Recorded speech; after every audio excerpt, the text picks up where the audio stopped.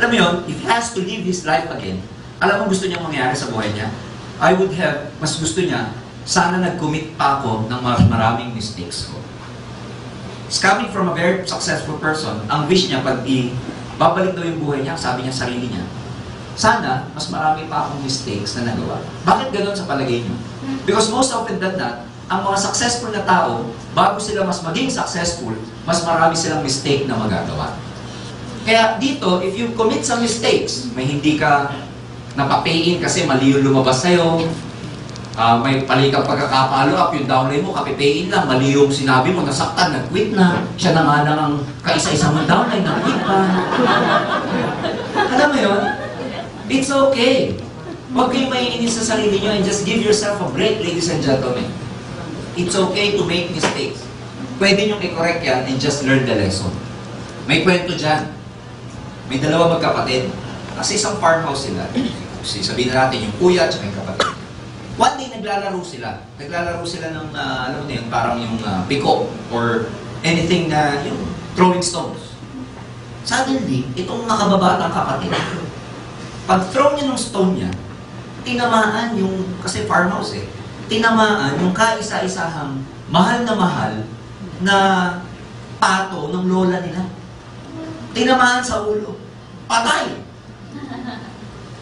Sabi ng bata ngayon, naku, yari ako kay lola. So, nakita ng kuya. So, sabi nung batang kapatid, ilibing na lang natin to para, walang makita si lola na trace. So, nagukay sila. Tapos, just, around that area, nagukay sila ng lupa, tapos inilibing yung duck. Inilibing.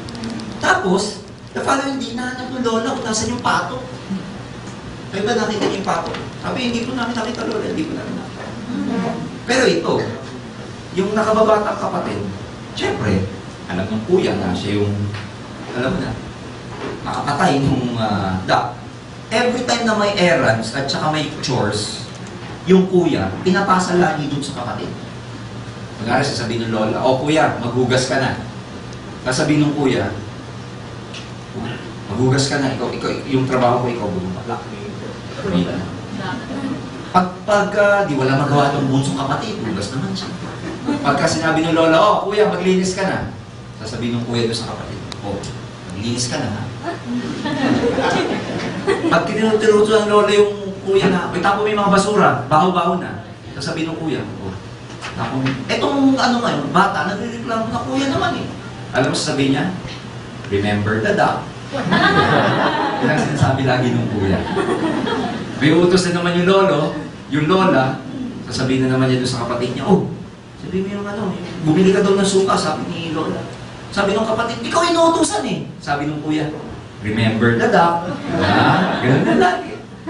So, lagi remember the duck, remember the duck. Until one day, napikon na tong bata. Sabi niya, hindi na pwedeng mangyari sa akin ito kasi hanggang lumaki kami, lagi na lang utosan ng kuya ko.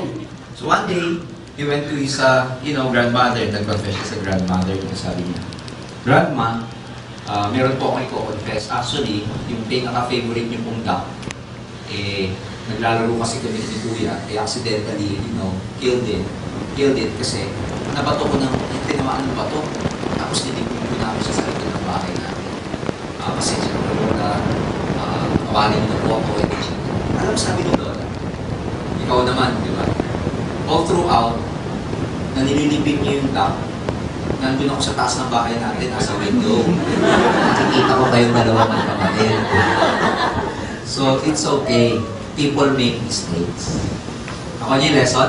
Yes. So, ladies and gentlemen, in the next, coming months in your networking career, ako natuto ako sa mga mistakes. And huwag niyong gagawin na reason yun para mag-retreat kayo. Because in committing mistakes, doon kayo gagawin. So, yun nga lang, katulad ng sinabi ko, hayaan nyo na medyo sa una, pumalpak ka muna. Kasi sa kapalpakan mo, doon magagaling. Siyempre, dahil pumapalpak ka, don't expect na makakabuhay ka pa. Yan yung area, yan yung stage na hindi ka pa makakabuhay. Kasi nga, pinapag-aralan mo pa lang, it's just like riding a bicycle. Na pag ikaw natututo pang ng bisikleta, sumakay ng bisikleta, Di ba matutumba ka? Minsan, di mo alam kung saan yung preno, dire-diretso ka sa kahuyan. Minsan may tricycle kang masasalubong, hindi ka na mamatay. Pero alam mo yun, sa una hindi masarap. Tama ba? Sa una hindi enjoy. Pero pag natututo ka na, sa una dito hindi enjoy kasi lagi ka mahiin dyan. Tatawanan ka lagi ng prospect mo. Hindi ka pa marunong eh. Talaga tatawanan ka. Pero mas masarap ng tawanan ka na hindi ka pa marunong kasi nung marunong ka, tinatawanan ka pa din. Kasi mas acceptable yun. Tama? Mas hindi masakit sa damdamin yung alam mo na di pa ako magaling. Pero hindi mo napapansin doon, pagaling ka pala ng pagaling. Na habang tumatagal, parang bisikleta, ang sarap na.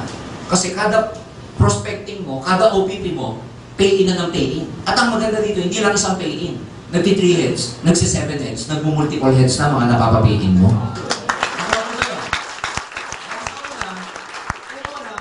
Kasi, ganun talaga eh. It's part of it. Bakit ko sinasabi sa inyo to? So that you'll never be frustrated during your first few days, first few weeks here, na hindi pa kayo kumikita, na medyo may mga hindi pa naniniwala sa inyo. Ang mistake ng maraming tao, hindi nila alam yung tinatawag na learning curve. May learning curve eh. That your batting average improves as time goes by. Na gumagaling ka as time goes by. So bakit importante yun? Kasi pagka ikaw, pinag-aaralan mo, ina-enhance mo yung skills mo, uma-attend ka na ganito. Remember yung magic word na sinabi ko kanina, yung term na dapat may learning day talaga kayo, lalo na kung nagsisimula kayo. Huwag kayong magmadali na puro ang gusto nyo, pay-in, recruit, etc. Ang unahin ninyo, pagalingin yung sarili ninyo.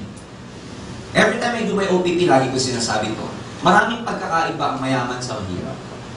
Pero one thing that separates the poor people from the rich people is their mindset. Ang poor people's thinking, gusto ko agad kumita.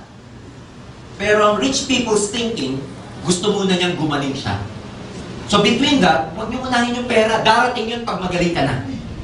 Pero pag inunan niyo kasi yung pera na hindi ka magaling, temporary lang ang kikitain mo.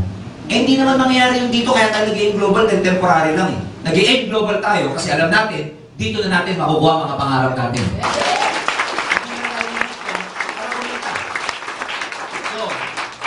Yung mindset natin before is, you know, it's all about money and money and money. Again, rich people, ang thinking nila, gumaling muna sila, matama muna yung attitude nila, tumama muna yung skills nila.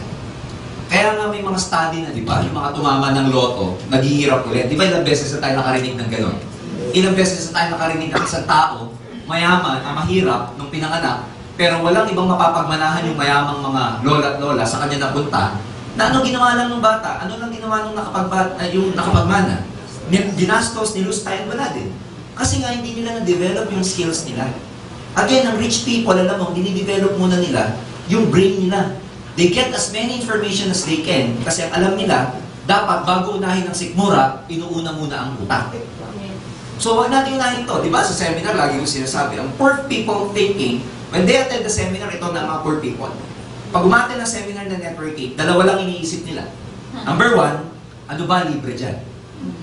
Number 2, may pagkain ba dyan? Tama ba? Pero ang rich people mindset, hindi ganun.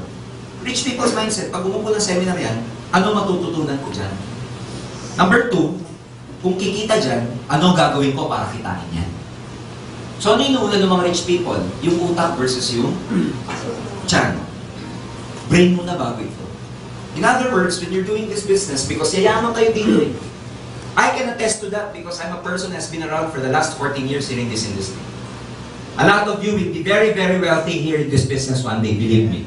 Marami sa inyong yayaman dito. Yes. Kaya lang, dapat, tama yung simula mo. Tama yung simula. Ulitin ko pagalingin niyo muna yung sarili niyo. Huwag muna yung kita. Okay yung kumita, temporarily.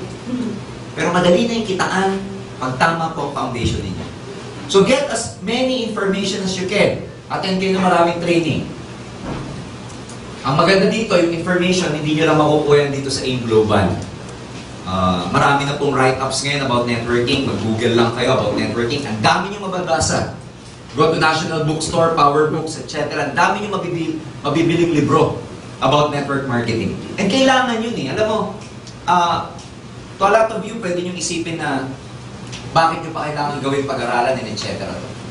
Bakit nyo pa kailangan mag-research sa internet about this business? Bakit nyo pa kailangan magbasa ng mga libro about network? Ako, sa isip ko, okay lang dapat ginagawa mo yan. Kasi, dapat mong gawin yan dahil hindi naman thousands ang kikitain mo dito eh. Ang kikitain mo dito